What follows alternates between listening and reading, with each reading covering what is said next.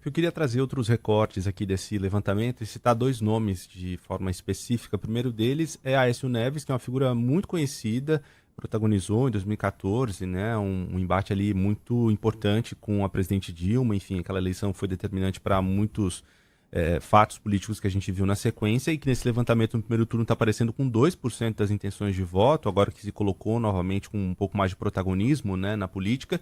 E Renan Santos, em cenário de segundo turno, aparecendo muito bem, fazendo uma boa pontuação ali com o presidente Lula nessa simulação desse cenário. O que dá para dizer desses dois nomes? O fato mais importante em relação ao ex-candidato a presidente Aécio Neves é que ele é, entre os nomes testados, alguém que tem um alto nível de conhecimento, né? O Lula é conhecido por 98%, o Flávio Bolsonaro conhecido por 95%, e o Aécio Neves é hoje um nome conhecido de aproximadamente 70% dos brasileiros, né? Então não tem ninguém desses outros nomes que tenham esse nível de conhecimento como ele tem. Claro, foi candidato a presidente, etc.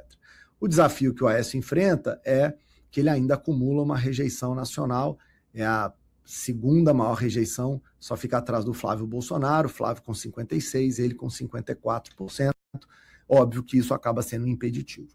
Usando também a rejeição e o potencial de voto e o conhecimento como variável explicativa, dá para entender o que está acontecendo com o Renan Santos. O Renan Santos é esse candidato que ainda é muitíssimo desconhecido do eleitorado brasileiro, mas veja você, em março, 76% não o conheciam, agora são 70%. É uma evolução aí de 6 pontos percentuais.